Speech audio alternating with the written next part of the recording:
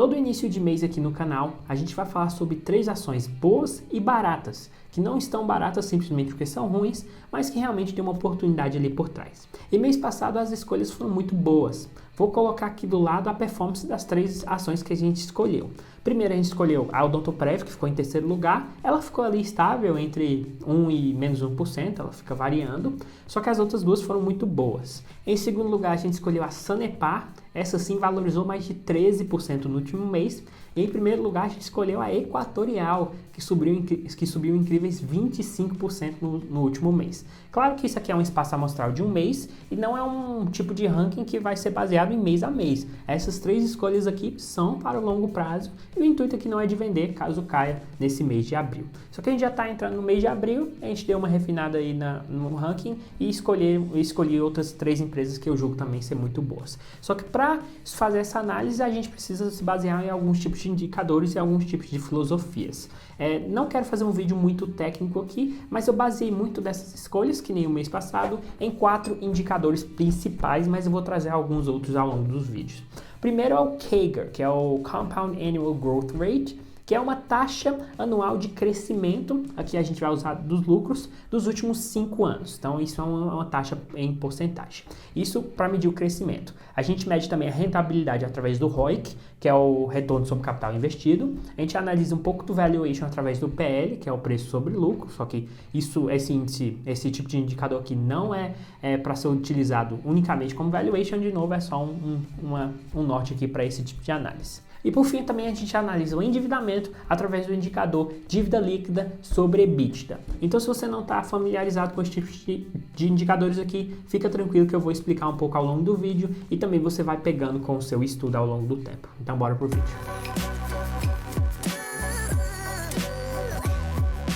Antes de mais nada, para quem não me conhece, meu nome é Henrique Dutra. Esse é um canal recém-formado aqui que vai falar muito sobre investimentos brasileiros, internacionais, criptomoedas, fundos imobiliários, tudo que você pode imaginar no mercado financeiro e uma boa pitada também de produtividade e empreendedorismo. Então, se você gosta desse tipo de conteúdo, dê uma moral lá, se inscreva no canal e curta esse vídeo que vai ajudar bastante.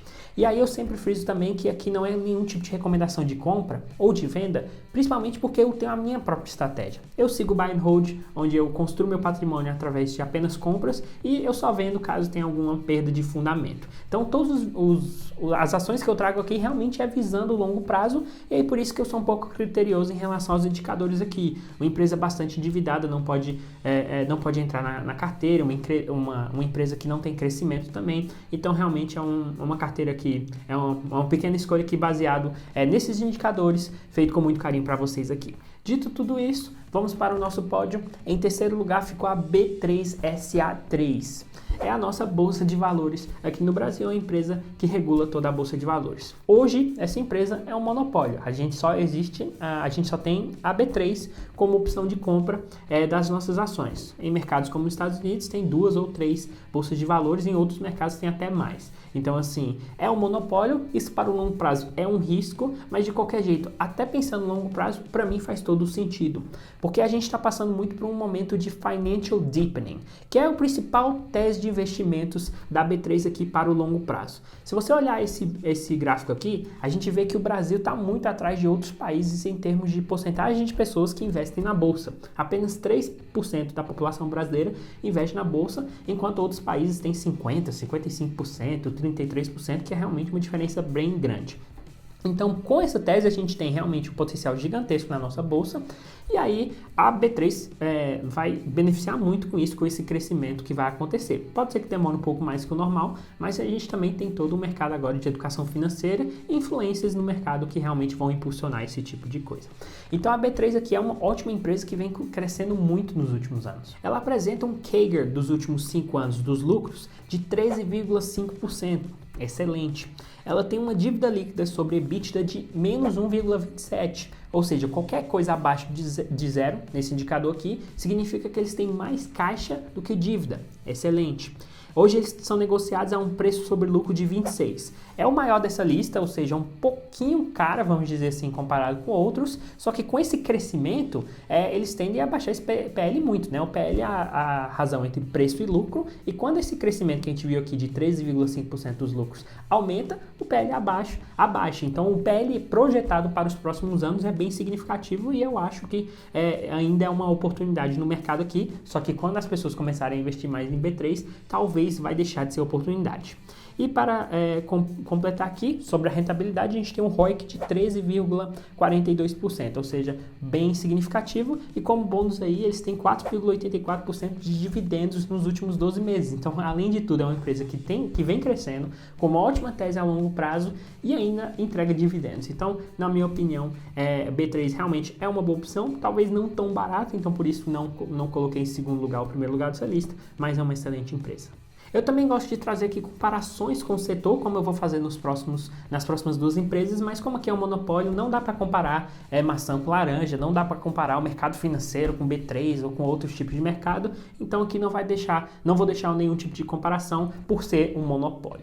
Em segundo lugar dessa lista ficou a M. Dias Branco, ticker MDIA3, e ela vem sofrendo muito também por causa do aumento do dólar.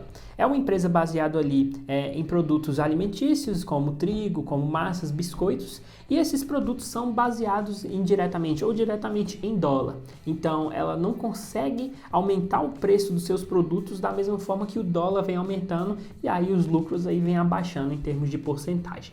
E aí, o último relatório dela veio, de certa forma, negativa, ainda é uma empresa lucrativa, só que no último pregão, do momento que eu estou gravando esse vídeo, ela caiu ali mais de 6%. O que indica para mim mais ainda uma oportunidade. Só que aí é acertar o momento aí, né? É difícil você acertar o momento, não dá para você ter uma bola de cristal. Eu acho que no longo prazo a M. Dias tem com certeza um excelente... Está em um setor perene, tem um excelente tese de investimento para o longo prazo. Então, assim, ela pode cair mais um pouco ainda por causa desse dólar, por causa da situação financeira do país, mas assim, a gente tem que separar o que é uma empresa incompetente, uma empresa que tem uma gestão ruim, com uma empresa que está sofrendo por causa de um momento ali, riscos externos e que não vai quebrar a empresa por causa da situação da empresa, que é o caso aqui de M. Dias. Então ela tem um portfólio de mais de 19 marcas, como a Adria, Vitarella, que é bem importante também, ela tem a Adorita, ela tem várias marcas que vou colocar para você todo o portfólio da M. Dias, que a gente postou no nosso Instagram, se você quiser seguir lá a gente no Instagram, @ohenriquedutra, que a gente compartilha muito conteúdo bacana lá. Então falando um pouco sobre os indicadores de M. Dias. Então, eles têm um CAGR, um crescimento nos últimos 5 anos de 4,81%, está um pouco abaixo do que eu quero, só que isso já leva em consideração aqui os efeitos da pandemia no último ano. Então, assim, ela era uma empresa que está crescendo, está diminuindo um pouco agora, o que justifica um pouco da oportunidade. Ela negocia hoje sobre um preço sobre lucro de 12,78, bem tranquilo, e uma dívida líquida sobre EBITDA de 0,37. Então, tudo isso que está acontecendo está bem tranquilo ainda, ela tinha muito caixa. E ela tem um retorno sobre capital investido de 8,29%, bem tranquilo também. E para efeitos de comparação, eu vou comparar aqui a M. Dias com a Camil. CAML3 na nossa bolsa, não tem outras grandes empresas para a gente comparar aqui. E diga-se de passagem que essas duas empresas são muito boas. A Camil também é uma excelente empresa. Então aqui, quando a gente comparar, vou colocar aqui alguns indicadores do lado, a gente tem um dívida líquida sobre EBITDA que a M. Dias vence. A gente tem um CAGR muito interessante, porque quando a gente analisa o CAGR dos lucros, eles perdem. Só que quando a gente compara o CAGR das receitas, a M. Dias ainda vem crescendo muito mais. Isso significa exatamente o que eu acabei de falar. É uma empresa que tem os seus custos aumentando demais por causa do dólar, então ela vem com seus lucros ali cada vez mais reduzindo. Mas como as receitas estão crescendo muito, mostra que as vendas estão acontecendo. E também trouxe outro indicador aqui bem importante, a margem. Eles são muito eficientes, com uma margem de 10,53% comparado com 6,27% da Camil. São duas excelentes empresas de um setor perene, de um setor de investimento para um longuíssimo prazo e assim, é uma oportunidade, na minha opinião, entrar na M. Dias agora. E chegamos no vencedor dessa lista aqui, que ficou com a SulAmérica, ticker SULA3 ou SULA11, tem gente que prefere o final 11 por causa de liquidez. E essa é uma empresa que vem caindo exageradamente nos últimos 60 dias, conforme vocês podem ver nesse gráfico aqui. É uma empresa de seguros e que tem um viés positivo, na minha opinião, para o longo prazo. É uma empresa bem diversificada, 7 milhões de clientes, a maior seguradora independente do país. Ela trabalha com um vasto tipo de portfólio, tanto no varejo, com grandes empresas, ou também no final no B2C ali para os consumidores. É uma empresa com boa marca, é uma empresa com excelentes indicadores, como eu vou mostrar aqui, e que vem sofrendo muito por causa da queda em geral dos seguros. Só que para o longo prazo é um dos melhores tipos de mercado, na minha opinião, que você pode investir. Seguros, elas têm historicamente um resultado bem acima do que a média. Seguros você